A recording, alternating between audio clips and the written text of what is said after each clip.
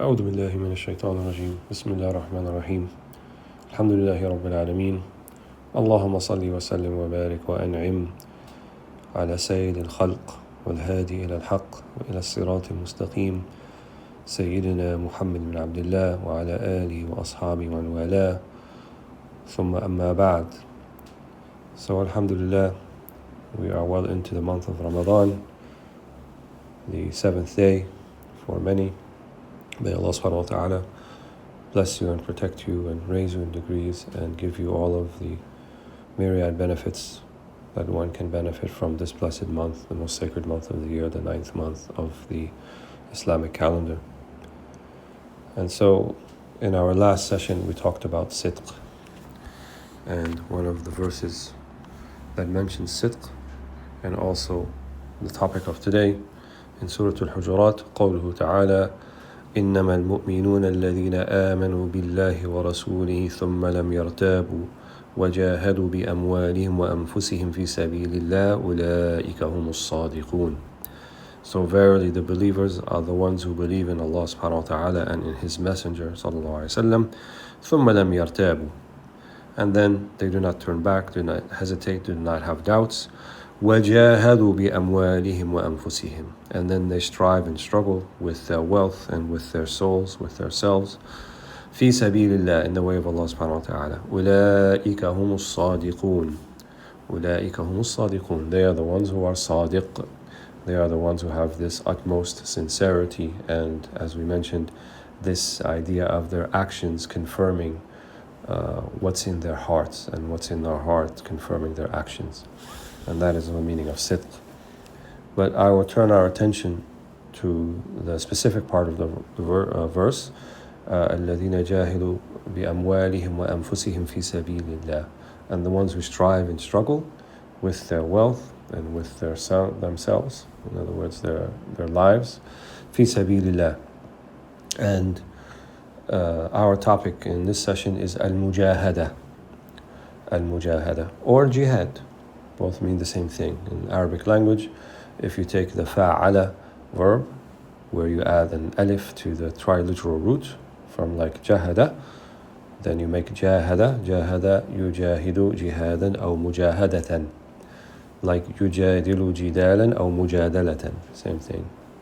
So the mujahada or the jihad, and obviously when people hear this word, it has become kind of a big buzzword, and there are probably, sort of governmental internet apps and search engines. If someone mentions that particular word in a chat room or something like that, perhaps all kinds of triggers will get triggered, and alarms go off due to what people think jihad is, and what I would say circumscribe it to a particular meaning. But if we look at how it's used in the Quran, we see that it's a much, much vaster meaning than just sort of a martial intervention, whether offensively or defensively, though it's undeniable that's also a part of mujahada or of jihad. Defending one's land, one's country, one's life, one's deen is also part of the jihad or the mujahada. But let's look at the wider meaning that is mentioned in the Quran, and we've mentioned this verse previously. وَالَّذِينَ جَاهَدُوا فِينَا لَنَهْدِيَنَّهُمْ سُبُلَنَا وقوله تعالى وجاهدوا في الله حق جهاده والذين جاهدوا فينا, right, and those who strive and struggle, فينا, right, their whole life is about Allah subhanahu wa ta'ala. So this fi is a dharf, they say in Arabic language, means something within something. So it's not literally within Allah subhanahu wa ta'ala, but it's as if everything about you are surrounded and permeated by the presence and the intimacy of Allah subhanahu wa ta'ala. That type of jihad, الَّذِينَ جَاهَدُوا فِينَا, right, to get that type of hudur, to seek that type of ma'rifah. When we mentioned ibadah, وَمَا خَلَقْتُ الْجِنَّ وَالْإِنسَ إِلَّا لِيَعْبُدُونَ, I have not created the jinn and the ins except that they may worship me. And Ibn Abbas said that they may know me. So that type of jihad. وَالَّذِينَ جَاهَدُوا فِينَا لَنَهْدِيَنَّهُمْ سُبُلَنَا, and we will surely guide them to the ways to find that uns, that intimacy. وجاهدوا في الله حق جهاده هو اجتباكم وما جعل عليكم في الدين من حرج. Right? And strive and struggle in the way of Allah حق جهاده. This type of rhetorical usage in Arabic language, حق الجهاد, حق الكذا, means to give it its due, to give it its all. And oftentimes حق الشيء means that you can't actually arrive to a point where you can say I've done it 100% وليس هناك للمزيد, right? And there's nothing more that I can do. No, it means in as much as you're able to do, in as much as that you are putting forth with your intention and your himma, your aspiration, then continue on that path. So the jihad then, or the mujahada, is much more expansive meaning. And the sacrifice that one might actually make, where they may actually lose their life in this sabilillah, is you can see as kind of the pinnacle, right? And people also, they often talk about, dying for God or dying fi sabilillah, and that's not unique to Islam, dying for the cause or dying for a particular thing. But really what the Quran is directing us to do is living for that particular thing, right? How about living fi sabilillah? How about in mujahada, يعني في الحياة في سبيل الله? That's kind of the meaning that one is after. And the thing about people who are willing to die for a cause is it actually means that they're actually really living, right? So they see their life as not inconsequential, but as something that is precious and valuable, and only to be sacrificed or forfeited in that way for something that is more valuable or more worthy, right? Which would be the cause itself. And who's more worthy than Allah subhanahu wa ta'ala? So that's the meaning of al-mujahada. But even if you get to that pinnacle where one is willing even to the very thing that they would hold on to the most about their existence, which is their life itself, are people willing to do the other sacrifices, the other things, before they're ready to say something like, "Urzuqni shahada fi sabilillah," Allah give me martyrdom in the way of Allah subhanahu wa ta'ala. Are they willing to make mujahada fi tark al-muharramat? Are they willing to leave off all the things that are haram? Are they willing to abandon all the things that are makruh in the sharia, things that are disliked in the sharia? Are they willing to abandon all the shubuhat, right? All of the things that would cause them doubt? Because the pinnacle of the deen, da' ma yuribuka ila ma la yuribuk. Leave that which leaves you in doubt for that which does not leave you in doubt. Are you willing to sacrifice and leave off al-mubahat min al-fadl, يعني ما فضل عليك وما لا تحتاج إليه? Right? Are you willing to leave off the things that in and of themselves are halal, but they serve no useful purpose really in your life? It's kind of just like ishba' shahwa, or taking part in a particular fulfilling a particular desire that you may have about something. Are you willing to do that? Right? And these are the ones that Allah subhanahu wa ta'ala is describing in the Quran. جاهدوا في الله حق جهاده. Right? Some of them said حق الجهاد هو موافقة الأمر في القدر والوقت والنوع. فإذا حصل في شيء منه مخالفة لم ينطلق عليه اسم المجاهدة كمالا ولا تحقيقا. So the idea that Shaykh Qadi Abu Bakr ibn Arabi says here is that haqq al-jihad is to be in complete conformity and congruence with the decree of Allah subhanahu wa ta'ala, in the sense of that it's also within the command of Allah subhanahu wa ta'ala. So a kind of contentment with the decree and also fulfilling the command. So on the one hand, you're fulfilling the command or avoiding the prohibition. And on the other hand, you are contented with whatever outcome that comes out of that, whatever decree. In other words, you don't have necessarily a particular expectation of what's going to come out of that. Because if you make your avoidance of the prohibitions and your fulfillment of the commands just as something that you're hoping to precipitate in terms or in the form of a divine favor from Allah subhanahu wa ta'ala, then that's not haqq al-jihad. Because now you're doing it for something other than Allah subhanahu wa ta'ala. You're doing it for what Allah subhanahu wa ta'ala you think can do for you. And there's quite a big gap and gulf between what you want Allah to do for you or simply for the sake of Allah, and simply for the sake of Allah, and in line with the meanings of ubudiyyah that we've mentioned previously, of true servanthood, is that you have no expectations in terms of what favors Allah subhanahu wa ta'ala can bestow upon you. Those are things that Allah may do or may not do, but that's not your motivation. The true motivation should be simply because Allah subhanahu wa ta'ala asked you to do them, and or required you to do them, or has strongly recommended that you do them, or has prohibited you from doing them, or has strongly warned you or recommended that you do not do them. These are the things that we should be looking for. And so this mujahada, right, should be something on all levels of our existence. Al-mujahada fil aqwal wa fil af'al wa fil ahwal. So mujahada in what we say is that, the Sahaba, for example, they measured their words. Abu Bakr as-Siddiq, he would have a rock in his mouth because it would remind him that every time he wants to speak, he has to take the rock out of his mouth. So it's kind of a type of muhasaba, right, of having kind of a reckoning before the reckoning. Hasibu anfusakum qabla an tuhasabu, so that he can measure his words.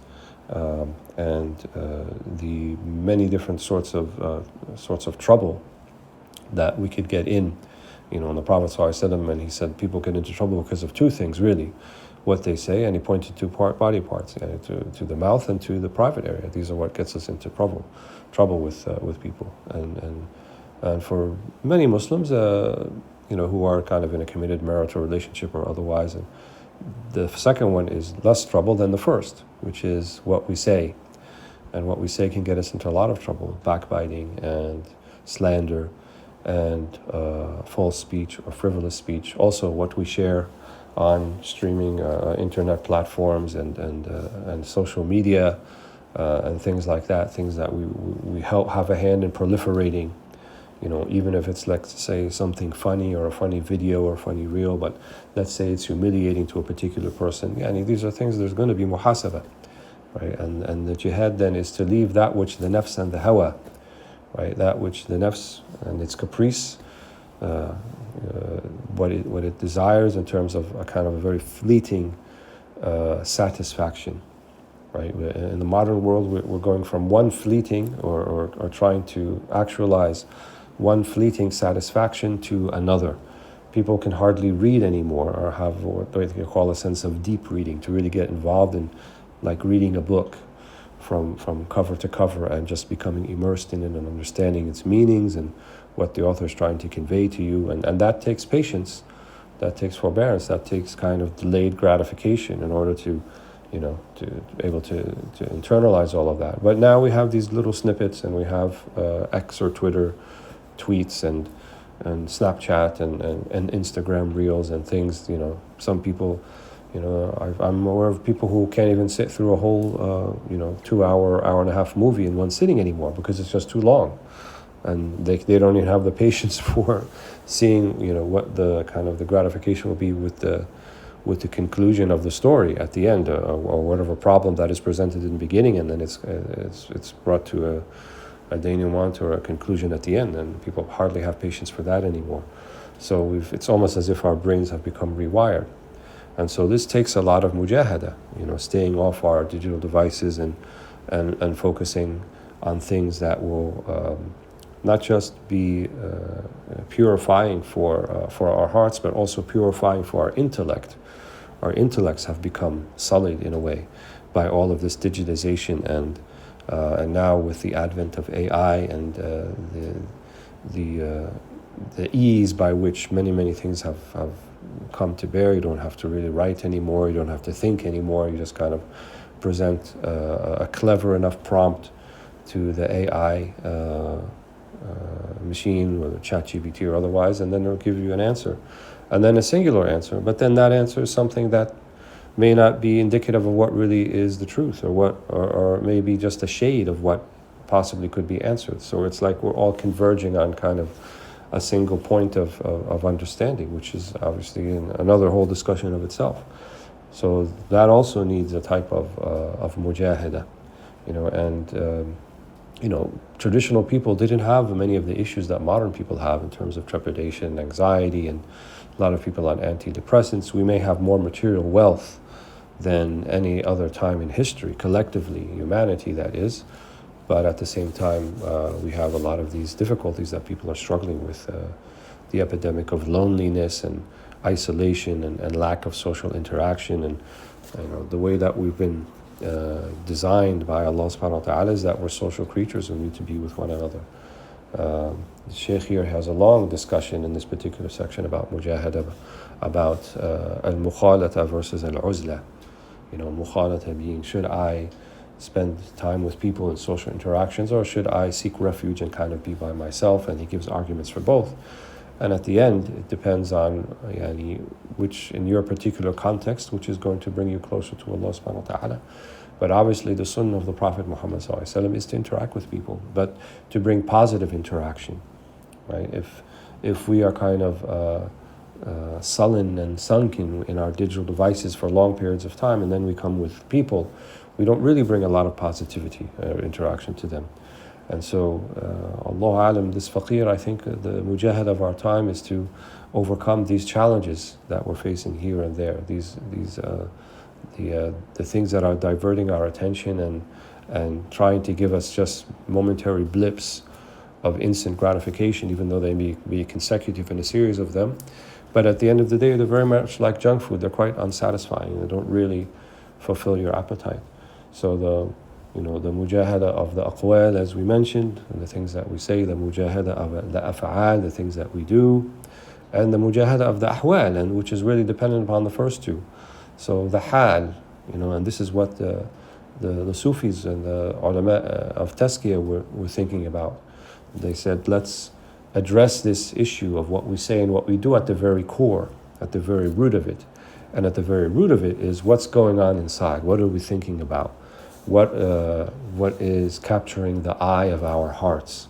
And let's make that which our hearts desire something positive. Let's make it a singular thing. Let's make it Allah subhanahu wa ta'ala. Right? And we can do this by dhikr, we can do this by qira'at al-Quran, we can do this by fasting Ramadan with intent and with looking forward towards the, inshallah, positive benefits and outcomes that come out of Ramadan, in terms of our mental health and our spiritual health and our emotional health and so forth. Prophet ﷺ, he said, Sumu tasihhu. Fast and you will find sihha, you will find good health. And that could mean in those the aspects we just mentioned, mentally and emotionally and spiritually. It's kind of not just a reset for the body, but a reset for the soul. And then you can, inshallah, towards the middle and end of the month, begin to feel the effects of that. And then when the next month comes around, Shawwal, inshallah, then you have a whole new program for you, mujahada, which is the mujahada of the nafs, the mujahada of striving and struggling, not just every day, but even, as the ulama say, the awliya, al-arifun billah, fi kulli nafas, on the level of the nafas, on the level of the breath. So counting one's breath and making sure that they are always accompanied by ta'atillah, always accompanied by obedience to Allah, and never to be seen in disobedience to Allah subhanahu wa ta'ala. So, Allahumma haqiqna lana dhalik, Ya Allah, subhanaka, أنت الأول والآخر والظاهر والباطن وأنت بكل شيء عليم. سبحان ربك رب العزة عما يصفون وسلام على المرسلين والحمد لله رب العالمين.